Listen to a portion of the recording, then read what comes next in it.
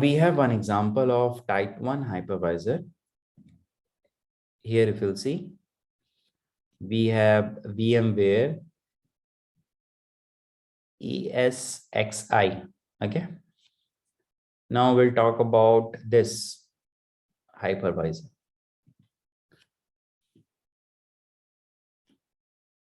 This VMware vSphere is VMware's virtualization platform, which transform data center into aggregated computing infrastructure that includes CPU, storage, and networking resources. Means it says that this is the product by VMware vSphere, which is a hypervisor which used to aggregate the CPU, storage or networking, the resources, and aggregate it. vSphere manages these infrastructure as a unified operating environment.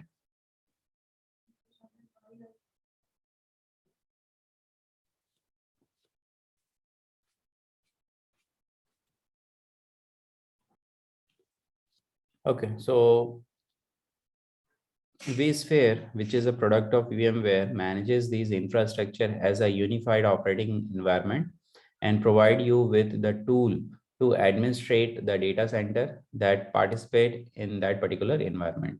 Now, if you'll see this, this is the storage. We have the servers.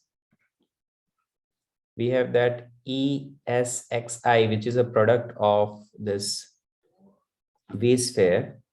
It is going to create the or to manage the virtual machine. Okay. And there is a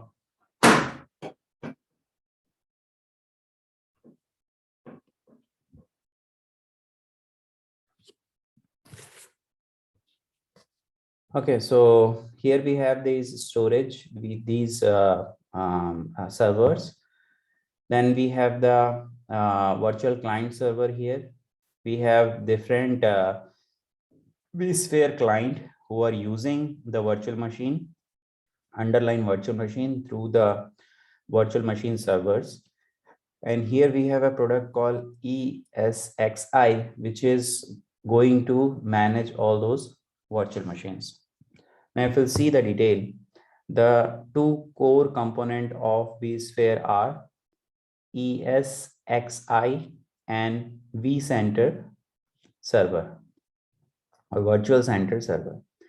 ESXi is the virtualization platform where you create and run virtual machine and virtual appliances that is coming here.